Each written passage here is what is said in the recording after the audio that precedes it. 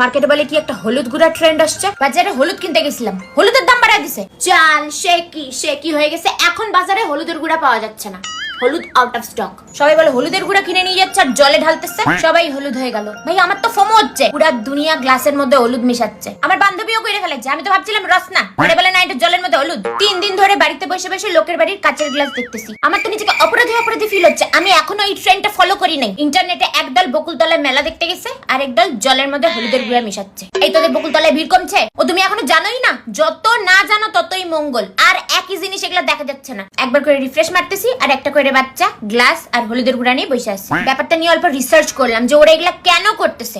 বুঝলাম যে ওদের আর খাই দেয় কোনো কাজ নাই। রান্নাঘরে হলুদ নাই, তরকারিতে দেওয়া। দেশ দুনিয়া উথাল পাতাল হয়ে গেল, হেলিকপ্টার প্লেন ক্র্যাশ করে গেল, আর এরা জলের মধ্যে হলুদের গুঁড়া মিশাই যাচ্ছে। কি ধরনের রোগ এটা? এগুলা সারে না। একটা কিছু বেরোইলে ওইটার অন্তিম সংস্কার না করা পর্যন্ত লোকে থামে না। আমি করলে একমাত্র গায়ে হলুদ ট্রেন্ড ফলো করবো, নাইলে করবো না। মার্কেটে বলে কি একটা হলুদ গুঁড়া ট্রেন্ড আসছে। বাজারে হলুদ কিনতে